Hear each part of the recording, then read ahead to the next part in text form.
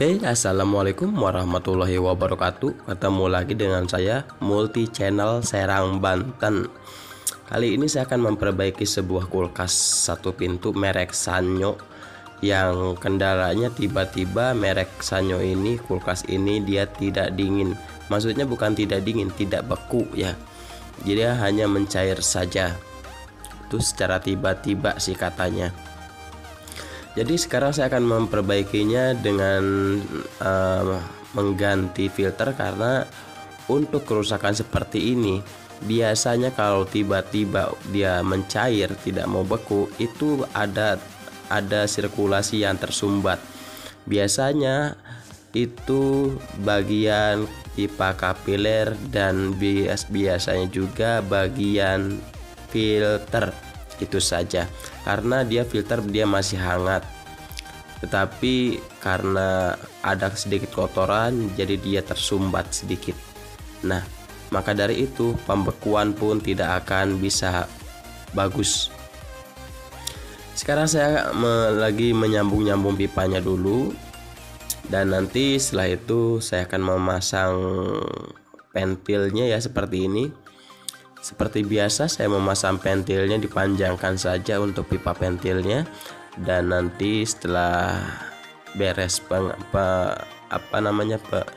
pengisian freon, nanti saya akan memotongnya. Untuk kerusakan kulkas seperti ini secara tiba-tiba ya, itu biasanya letaknya ada di sini nih, pipa kapiler yang saya pegang ini kan lubangnya sangat kecil sekali. Itu bisa jadi tersumbat walaupun dia lancar, tetapi dia tidak, istilahnya bukan nggak lancar ya, cuman hanya dia tersumbat. Hidup maksudnya menyembur ya, tetapi dia tersumbat itu.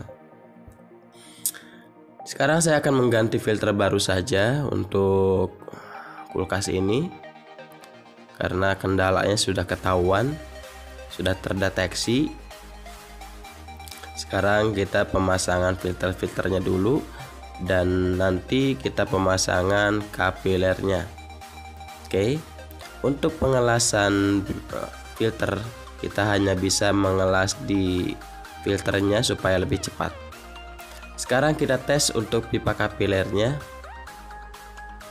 Usahakan kalau kondisi seperti ini 2 strip, habiskan 2 strip ya, 2-3 strip untuk tahu zonnya.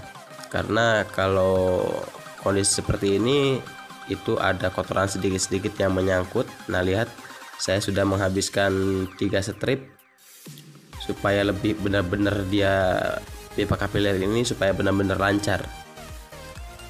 Untuk bagian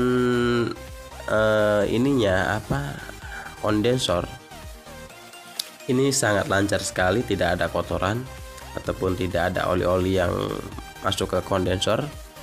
Kita langsung saja sambungkan pipa kapilernya seperti ini. Kita las bagian filternya saja. Jadi untuk para penonton di rumah, kemungkinan kulkasnya seperti ini, kendalanya tiba-tiba dia mencair, tidak diapa-apakan, itu bisa terjadi karena tersumbat ya, seperti itu. Untuk cara perbaikannya seperti ini, menetralisir, melancarkan, maksudnya memflashing pipa kapiler dan mengganti filter. Selanjutnya kita memvakum, dan selanjutnya nanti kita mengisi freon. Sebetulnya itu saja untuk cara perbaikannya. Lihat di cara pengisian pemvakuman saya ini. Saya melakukan pemvakuman menggunakan mesin vakum seperti ini supaya mempercepat pekerjaan.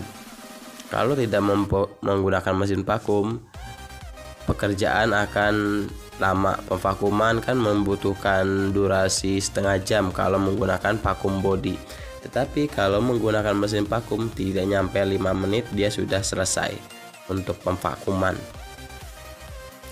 Lihat, saya buka dulu selang manifoldnya seperti ini dan saya tutup lagi.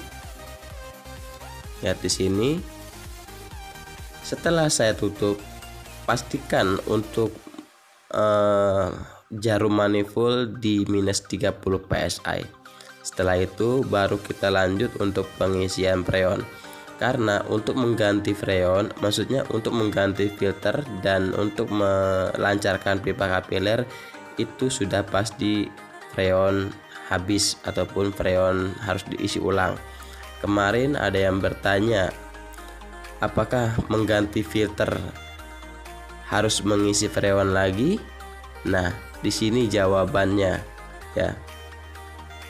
Penggantian filter itu wajib diisi freon karena pemutusan filter, penggantian filter sudah pasti otomatis freon habis ataupun keluar. Lihat di sini saya mengisinya di 5 psi dulu sambil meraba-raba di sini filter. Kita lanjut lagi ke 10 psi.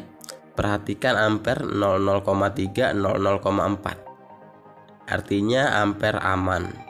Lihat di sini saya mengisi di 20 psi dan didiamkan dulu. Nanti dia akan mengurang sendirinya, menurun bukan mengurang. Menurun ini bukan berarti ada kebocoran. Ya, seperti itu. Dilihat saja lah dari ampernya. Ini jarum manifold menurun ke 18 psi, itu artinya di freezer sudah sangat dingin sekali. Seperti itu. Oke. Sekarang kita raba-raba dulu. Kemungkinan ini sudah cukup di 18 psi, saya kasih di 18 psi. Untuk filternya pun dan kondensornya pun sudah sesuai ya yang saya rasakan di sini. Lihat di sini saya mengisinya. Perhatikan jarum manifold dia di 19 psi dan filter pun dia hangat, sangat bagus sekali hangatnya. Dan ampere pun 00,3 00,4. Lihat di sini ya.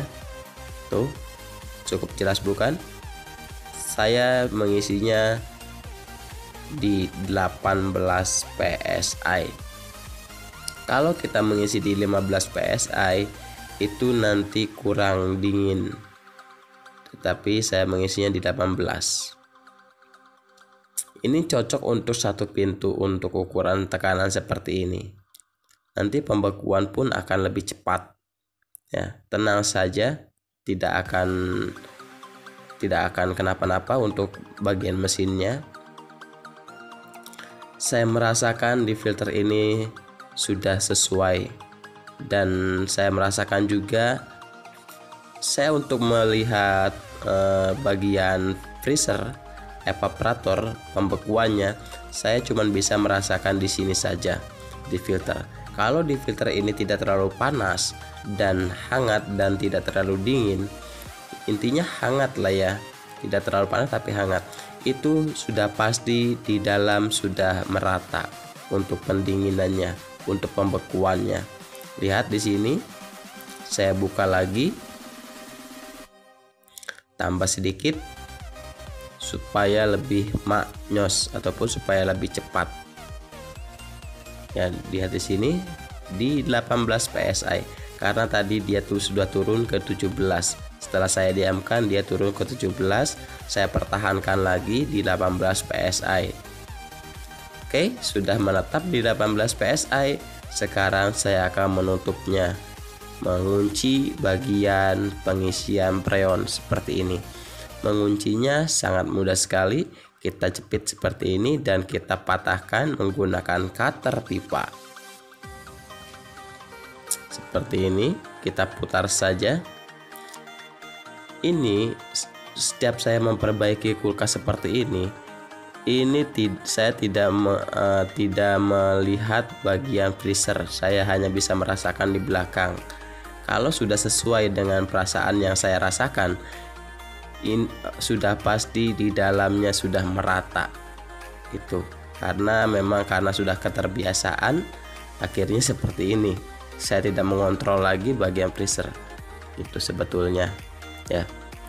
Untuk pengunciannya sangat mudah sekali, cuma seperti ini saja ya. Nah, seperti itu saja. Oke, mudah-mudahan video ini bermanfaat dan sampai jumpa kembali di video-video selanjutnya. Terima kasih. Wassalamualaikum warahmatullahi wabarakatuh.